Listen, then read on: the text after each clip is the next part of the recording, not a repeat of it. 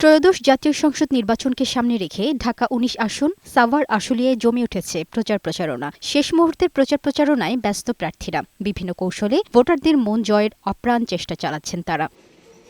বিগত তিনটি বিতর্কিত নির্বাচনে নানা কৌশলে বিএনপির দুর্গ দখলে নেয় বর্তমানে কার্যক্রম নিষিদ্ধ থাকা আওয়ামী লীগ। তবে এবার ভোটের মাঠে দলটি না থাকার পাশাপাশি বিপক্ষ শিবিরের নানা দুর্বলতায় অনেকটাই নির্ভর বিএনপি। এই আসনে বিএনপির প্রার্থী দুইবারের সাবেক সংসদ সদস্য ও দলটির সহপরিবার কল্যাণ বিষয়ক সম্পাদক দেওয়ান মোহাম্মদ সালাউদ্দিন বাবু। নির্বাচনে বিজয়ী হলে ঢাকা ১৯ আসনকে সন্ত্রাস, চাঁদাবাজি, মাদক ও ছিনতাই মুক্ত করার অঙ্গীকারসহ মানুষের নিরাপত্তা, স্বাস্থ্য অধিকার, ভোটাধিকার ও স্বাভাবিক জীবন নিশ্চিত করাই তার মূল লক্ষ্য। সেবার ব্যাপারে এই হাসপাতাল 50 বেড, সরকারি সুযোগ সুবিধা এখানে অপুতুল, র্যান্ডম অপারেশন হয় না।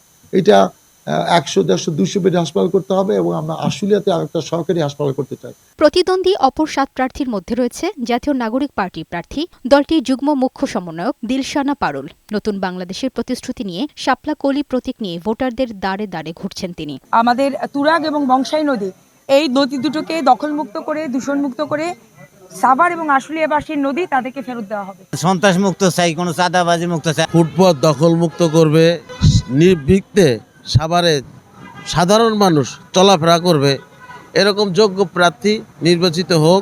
এদিকে প্রতীক বরাদ্দের পর থেকেই গাজীপুরের 5টি সংসদীয় আসনে নির্বাচনী প্রচারণায় ব্যস্ত সময় পার করছেন প্রার্থীরা। ভোটারদের মন জয়ের লক্ষ্যে দিচ্ছেন নানা প্রতিশ্রুতি, চলছে দাঁড়ে দাঁড়ে প্রচারণা। গাজীপুর 1 আসনে মোট প্রার্থী রয়েছেন 6 জন। এখানে মূল প্রতিদ্বন্দ্বিতা হবে ধানের শীষের প্রার্থী সাবেক মেয়র মুজিবুর রহমান ও জামায়াত মনোনীত প্রার্থী শাহ আলম বকশীর মধ্যে। পৌরবাসীরা ছুটে যাচ্ছে তাদের কাছে, যাতে করে তাদের মেয়রকে তারা যাতে ভোট দেয়, দোয়া করে এবং 12 তারিখে ভোটের মাঠে ভোটের যুদ্ধে তারা যাতে আমাদের পৌরবাসীর সাথে তারা থাকে।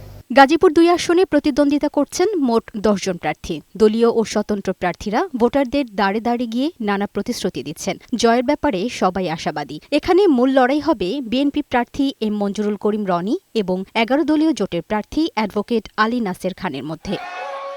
গাজীপুর 3 আসনে প্রার্থী রয়েছেন 4 জন। প্রধান প্রতিদ্বন্দ্বিতা হবে বিএনপির প্রার্থী এস.এম. রফিকুল ইসলাম বাচ্চু ও জামায়াতের প্রার্থী জাহাঙ্গীর আলমের মধ্যে। গাজীপুর 4 আসনে মোট 5 জন প্রার্থী প্রতিদ্বন্দ্বিতা করছেন। এই আসনে মূল লড়াই চলছে বিএনপির প্রার্থী শাহরিয়াজুল হান্নান ও জামায়াতের প্রার্থী সালাউদ্দিন আইয়ুবীর মধ্যে।